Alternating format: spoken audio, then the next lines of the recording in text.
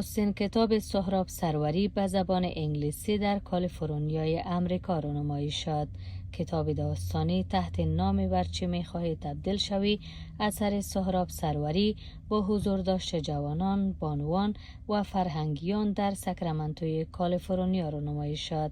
این کتاب برگرفته از واقعیت‌های زندگی نویسنده، پرسشی که سالها ذهنش را درگیر و اینکه آینده‌اش چه خواهد شد او را وادار بر نوشتن این واقعیت کرده است. کتاب برگرفته شده از زندگی شخصی خود ما می باشم و هدف از این کتابی بود که پرسشی را که من سالها در ذهن داشتم به او سوال پیدا کنم که قسمی که از عنوان کتاب معلوم است به این معنی است که به چی می‌خواهید تبدیل شوید و بزرگترین پرسش ما بود که ما همیشه از خود پرسان می‌کردم به چی می‌خوایم تبدیل شوم و آینده ما چگونه می‌باشه. سهراب سروری نویسنده کتاب میگوید 16 سالم بود که بر امریکا مهاجر شدم.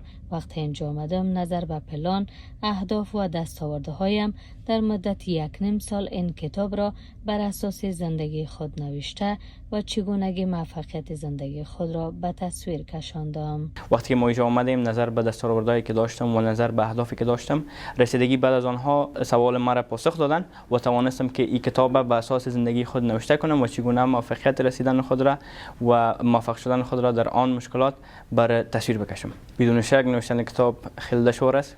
به قول معروف میگه نوشتن کتاب مثل بلیدن فیلم می باشه.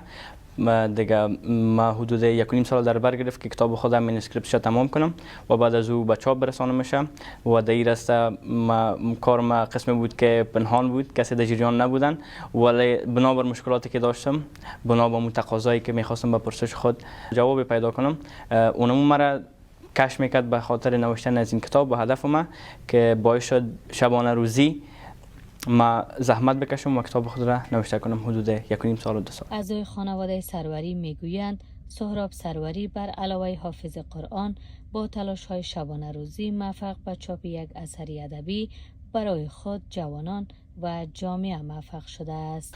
طوری که سهراب جان حافظ قرآن هم است و خدا تعالی می فرماید بسم الله الرحمن الرحیم هل یستوی الذین یعلمون والذین لا یعلمون.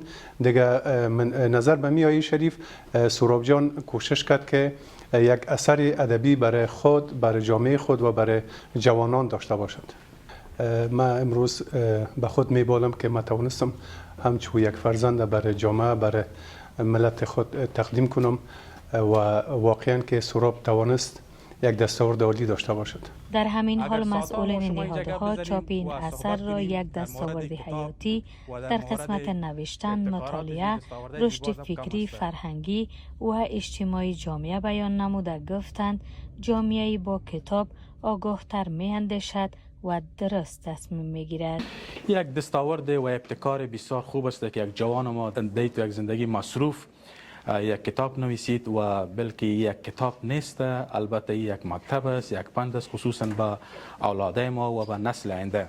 دیگه به مو خاطر امروز اینجا از اهل و قلم و ادب و فرهنگ اینجا در حضور داشتن و این جوان اینجا تشویق ساختن. یک کار بسیار خوب و یک قدم بسیار نیک بود و به نسل آینده و به جوانایی که امروز هستند باید به همشان اینا رسانیده شود تا اینا ازشان یک استفاده درست کنند. این در حال است اشتراک کنندگان چاپ این کتاب را گام مؤثر در مسیر فرهنگ و آگاهی در شرایط کنونی دانسته و این تلاش را تهادیشان بر دانش، اندیشه و انگیزه دادن بر نسل جوان برای نوشتن، خواندن و تفکر عنوان و بر ادامه چنین ابتکارات در زمینه ادبیات تاکید نمودند.